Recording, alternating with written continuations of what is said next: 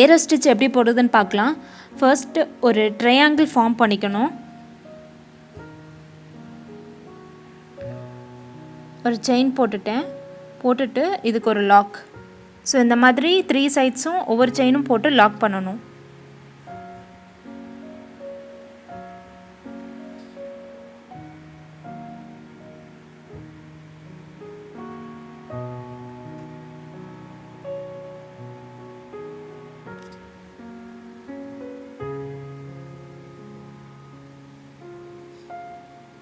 Lock பண்ணிவிட்டு இந்த இடத்துலேருந்து ஒரு செயின் சென்டரில் எடுத்துகிட்டு வந்து இந்த கீழே இருக்க செயினை இப்படி புல் பண்ணால் ஏரோ மாதிரி ஃபார்ம் ஆகும். ஸோ இந்த இடத்துல ஒரு ஸ்மால் செயின் லாக் பண்ணணும், அவ்வளோதான். இதுதான் ஏரோ ஸ்டிச். மறுபடியும் நான் கண்டினியூவாக போடுறேன்.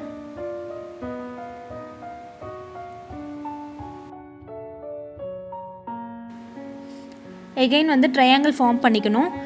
ஸோ ஒவ்வொரு செயினும் போட்டு அதுக்கு ஒரு ஸ்மால் செயின் நம்ம போடுறோம். அந்த ஸ்மால் செயின் வந்து லாக்கிங் பர்பஸ்க்காக மட்டும்.